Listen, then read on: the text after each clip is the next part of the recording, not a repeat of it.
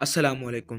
क्या आप जानते हैं कि बारिश से पहले ही चूंटियों को कैसे पता चल जाता है कि बारिश होने वाली है? आज हम आपको चूंटियों के बारे में ऐसे ही कुछ हकाइक के बारे में बताने जा रहे हैं। चूंटियों से मुतल्लिक सूरह नमल की आयत नंबर 17 और 18 में अल्लाह ताला का इरशाद है, और सुलेमान निकले अपने पूरे लश्कर को लेकर, जिसमें इंसान, जिन और तमाम जानवर थे। फौजबंदी किए हुए जाने लगे, यहाँ तक कि वो गुजरे वादी नमल से, जो चूंटियों की वादी थी। एक चूंटी ने दूसरी चूंटियों से कहा, ऐ चूंटियों, अपने घरों में घुस जाओ, कहीं तुम्हें सुलेमान और इसकी फौज पीस न डालें और इन्हें खबर भी ना हो।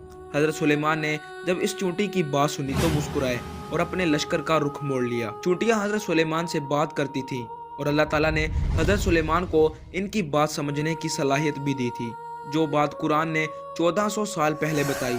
आज की जदीद साइंस मुख्तलिफ तजर्बात करने के बाद इस नतीजे पर पहुंची है कि चूंटियां एक ज़बरदस्त माशी सिस्टम में रहती हैं और इतने मुश्किल सिस्टम से बात करती हैं कि अकल दंग रह जाती है। साइंस ने बताया कि चूंटियां आवाज़ से बात नहीं करती, बल्कि डेटा मुंतकिल करके बात करती हैं, और इनका तरीका ये होता है कि वो अपने मुंह से एक मवाद निकालती हैं और सामने वाली चूंटी के मुंह पर चिपका देती हैं।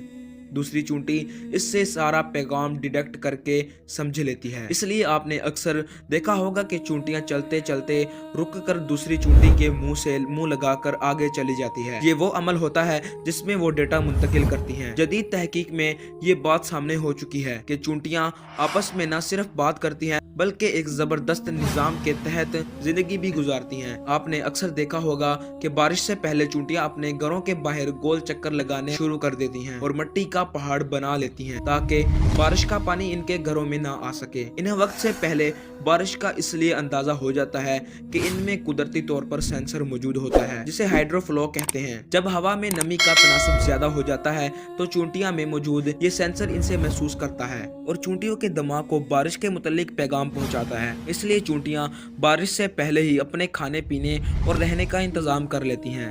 महकमा मौसमियात भी इस अमल को दोहराते हुए हवा में नमी का तनासब नोट करते हैं और फिर बताते हैं कि बारिश के क्या इम्कानात हैं। तारीख गवाह है कि जिन्होंने कुरान में गौर फिक्र किया, इन लोगों ने दरख्तों के नीचे बैठकर न सिर्फ जमीन का हजम बताया, बल्कि ये भी बताया कि इंसान परिंदों की मानिंद कैसे परवाज कर सकते हैं। चनाचा जहाज के सबसे पहले मौजूद भी मुसलमान ही हैं।